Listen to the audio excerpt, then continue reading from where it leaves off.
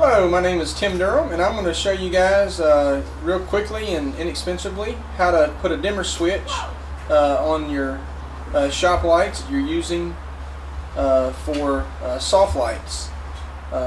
You can see the end product there, and we're going to just kind of show you. I'm using the Utilitech, the very least expensive shop lights that we got from Lowe's. The two-headed system here with a stand, I think it was $29, and then the final product that you're seeing right here was actually $9.99, so 10 bucks. What you're going to need to get, you'll need to go and get you a dimmer switch, and you'll just use a single pole. This was like $5. Again, I got these at Lowe's. 43-cent box that we're gonna cut off. I'll show you a little bit about that, and then you can get the epoxy. I prefer to go ahead and get the bigger bottles of epoxy, so I have them for down the road. They make the little single tubes that are you just squeeze and it mixes it for you. Really simple to use. This, I don't mind stirring it up with a nail and get a whole lot more epoxy for the money. So we'll get started. Now when you get the box, they come with the little stud nails in them. First thing you'll do is just pull that nail out, and then we'll have this with no nails. Then I'm gonna saw this off, and when I put this up on the saw, I'm actually gonna cut it to where it's right below. If I get it on main, it'll be right below these little lines. So I'll show you a finished one. That's going to raise up just enough to have room to put the dimmer switch. One of the other guys where I actually got this idea from on YouTube showed he glued this down. That made that an entirely, in my opinion, too tall of a box. So I'm actually going to cut it off so it'll only be as tall as it needs to be. Okay, here's the final product. Again, you can just see I cut off about a little more than a third, a little less than a half. And it just falls right below this line right here, and that's going to make it really nice.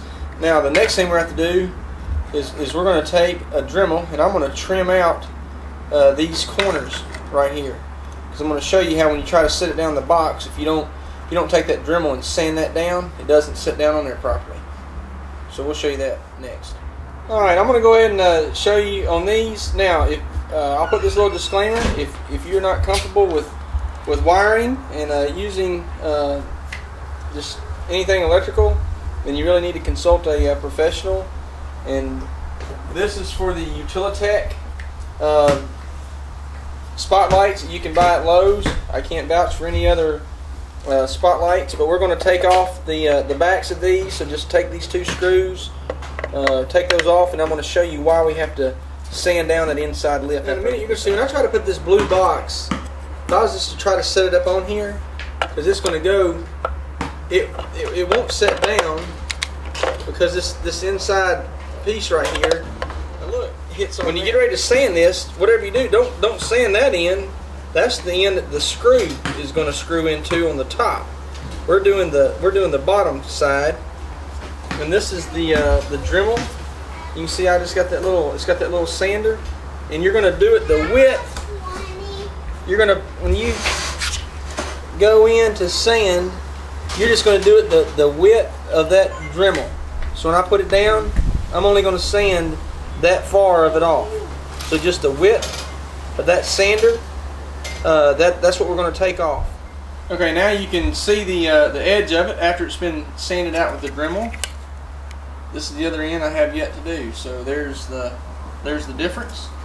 And again, when it goes to sit down on that box, it's going to allow it to sit down. Alright, sanding down this, I mean, it's easy. It goes pretty fast. Probably want to make sure you got a good little sanding pad on your Dremel.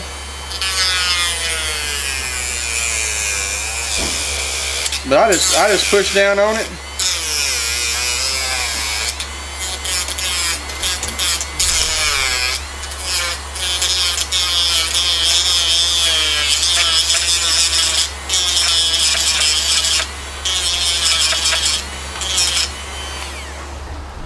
And pull the extra. It'll melt down some of that plastic, but But after that, it's ready. All right, do the before other we side. get ready to apply the epoxy, I would go ahead and take these off. You can actually, they'll easiest come off if you'll just take your pliers, and you'll see how they were flattened one way. So just take your pliers and pinch them back the other direction, and then well, I can't do it one hand, but they'll slide off. Just pinch them the opposite direction. Like I said earlier, I prefer to get the bigger bottles of epoxy. You can get them where they're ready just to take a little squeeze tube, and you squeeze it and it comes out mixed. But I'm just going to drop a little on my plate. And for each, I have to do these individually. I do one light at a time. And you can see that's about the size, probably about the size of a nickel. Well, maybe closer to a dime. Do one, and then put your next one right beside it so you can get them the same size, the glue and the hardener. And then stir it up. Take your nail, stir it up. Now, when we get ready to apply this, don't do like I did the first time. And I put glue all on this end piece. That's not necessary. The only place that really needs glue on the end is right on the piece itself, where it's going to sit down on there. So right there on top of that's the only place, and then all along the side. So we'll put it along the very, there's a lip. We're going to put it around the outside. The box is actually going to slide down over. It's not going to sit on top of it. It's actually going to slide over the side, and it's going to be in contact with the edge on the very outside edge of the black piece. Alright, I have applied the epoxy. Again, I applied it right there on the top of that, and then on these outside edges on this side, and over on that outside edge. Now we're gonna take the box, and I just literally set the box over, try to get it good and centered, and as even as I can get it. It takes 5 minutes for this epoxy to set, so I'll leave it. Won't touch it for 5 minutes, and after that, it's on there for good. Alright, I didn't mention this earlier, but one of the reasons that I decided to cut this box down was to, one, it just didn't need to be as tall, but it's very hard to work with these wires, and if that box was a third again taller, it would even make it more difficult. This is where I really screwed up in getting this. Again, this is the Utilitech that I got from Lowe's. If you're uncomfortable with wiring, you really need to consult a professional. And all I can say is this worked for me. And I'll tell you where I messed up. But the white wires, actually, you do not even need to untake the connector off the white wires. I was kind of in error in showing you that, because those will stay connected. What we're going to do is we're going to take the green lead from the dimmer switch, and we're going to go ahead and pair it up with the green wires here. So you'll have the green lead from the dimmer going to that. The two white wires that were connected will stay connected. We're going to separate the two black wires. We're going to separate the two black wires. Each one of those will go to the black lead of the dimmer switch, and it's simple as that.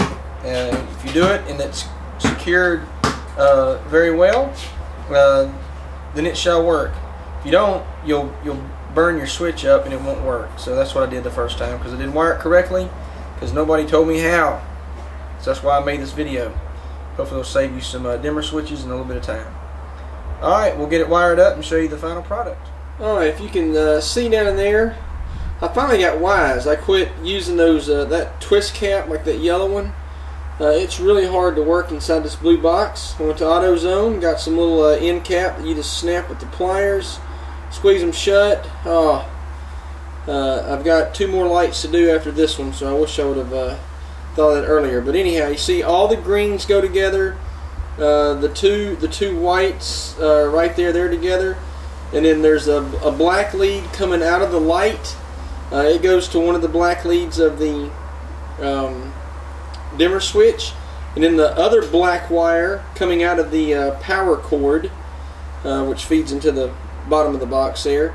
That other black lead from there, it goes to the dimmer switch other black wire. So the black wire from the light goes to one dimmer switch black wire, and then the other black wire from the power cord matches up like that. Do that, it'll work.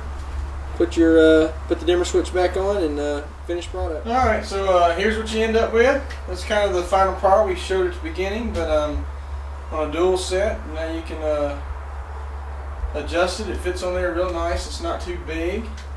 We're actually going to start doing product videos, and that's the whole reason I had to embark on this venture.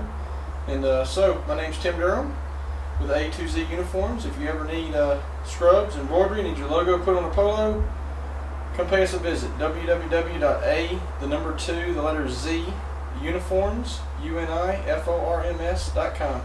Have a wonderful day.